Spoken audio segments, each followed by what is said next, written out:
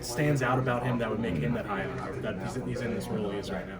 Man, Greg's one of my best friends, man, and he just does everything really well. You know, he's very well rounded, you know, and he's always been willing to step up to the challenge, you know.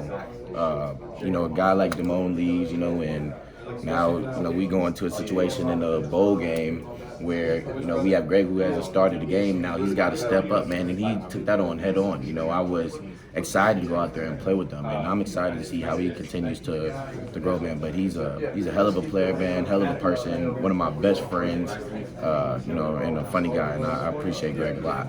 Is middle linebacker somewhere where you always wanted to play? Like that's the spot I've always wanted to play.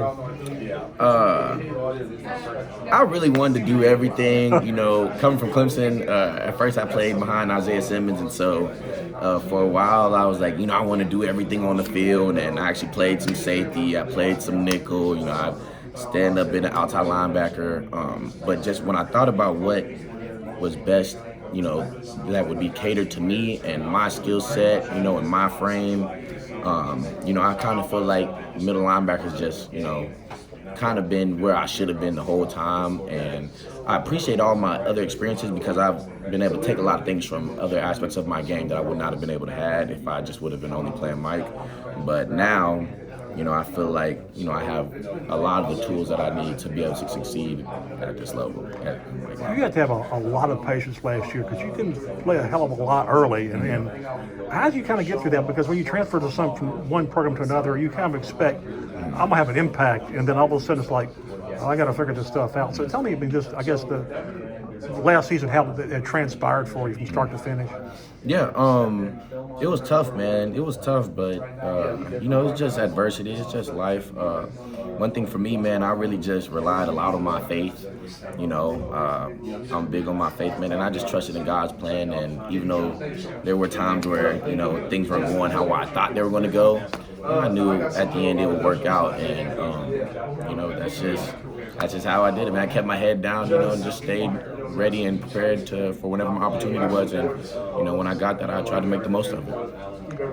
A new coaching staff, another fresh start. Was it kind of, I guess, refreshing to have like a fresh start with another staff? Like they saw me play some, but I can, you know, I feel like they can't prejudge me, you know, like. I wouldn't necessarily say, you know, refreshing. I didn't think I was judged, you know, with the last staff. You know, it was just different, you know, and just a part of life, man. You know, change is going to happen. You know, that's another part of me growing up and learning that change is inevitable. And so just being able to adapt and, you know, willing to take on those changes, man, that was the main thing about it. I wouldn't say it was refreshing at all. Change can be difficult. You know, it's hard seeing, you know, the people you've been working with for a year, you know, be filtered out, and now you got new people coming in. But, you know, I've tried to make the most of it, and this team has made the most of it. And, you know, I'm super appreciative of the people we have here now. Would that be the one thing that they had to give advice to somebody about to start college football? Your advice was like, nothing is ever set. Just like, get ready for change, whatever it is. That's probably my college advice for sure. You know, change is inevitable. It's going to happen. You know, the best ones are able to adapt to it and make the most of the situations. Back to position-wise, why do you think you're a natural for you know, there's a good few bit of things, man. Just one, my personality. You know, I've always been an outgoing, like, talkative guy, and so, you know, being the mic, you do have to be very vocal. You know, you have to be kind of like the connection between yourself and the defensive coordinator just on the field. And so I've always been loud. I've always talked a lot, and so that was always easy. You know, also being able to and have done so many things throughout my career. You know, I think I've been able to see things from different angles, and so I perceive things differently whenever I'm playing. You know, I can see things in the passing game, you know, because I spent a lot of time out there at nickel. I played some safety.